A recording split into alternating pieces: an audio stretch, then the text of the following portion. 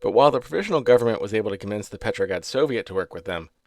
that was not the only political movement with opinions on how the new state should be designed. Vladimir Lenin was a socialist leader who'd been living in exile in Switzerland after publishing articles critical of the Tsar's government. German leaders, almost certainly hoping he would either destabilize Russia during the war, or even better, be able to take power and pull Russia out of the war entirely, aided Lenin in getting past German lines and into Russia. Once Lenin reached Russia, he advocated that all power should be given to the local Soviet workers' groups throughout the country, rather than having a centralized government at all, campaigning on the slogan,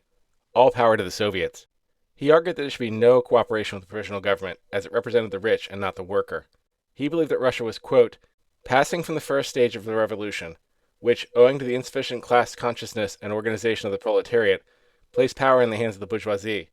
to its second stage, which must place power in the hands of the proletariat and the poorest sections of the peasants. Lenin promised, quote,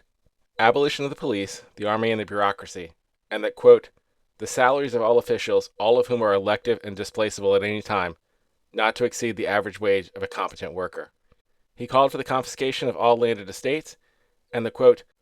nationalization of all lands in the country, the lands to be disposed of by the local Soviets of agricultural laborers and peasant deputies, the organization of separate Soviets of deputies and poor peasants, the setting up of a model farm on each of the large estates, ranging in size from 100 to 300 decinates,